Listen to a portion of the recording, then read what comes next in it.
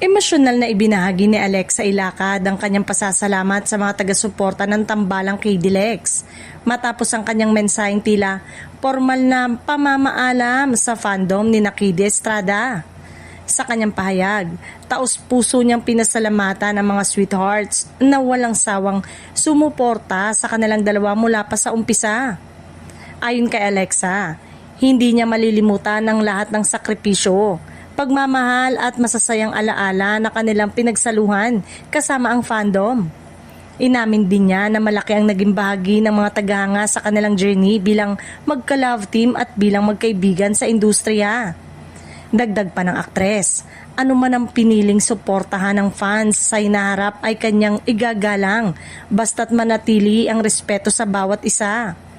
Pinunto rin niya na patuloy pa rin niyang pahalagaan ang lahat ng kabutihang ipinakita sa kanila ni KD sa mga nagdaang taon.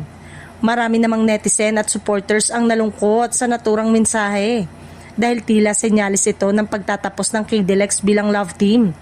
Agad na nagtrending online ang pangalan ni na Alexa at KD kung saan bumuhos ang emosyonal na reaksyon mula sa kanilang loyal supporters. May ilang din fans na nagpahayag ng suporta sa bagong direksyong tatahaki ng dalawa sa kanilang karir.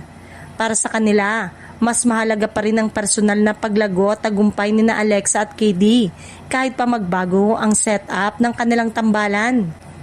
Sa kabila ng pamamaalam, nananatiling puno ng pasasalamat at pagmamahal ang mensahe ni Alexa para sa fandom na matagal ding naging bahagi ng kanilang journey. Hangad naman ang maraming tagahanga na manatiling maayos ang samahan ni na Alexa at KD sa kabila ng mga pagbabagong darating.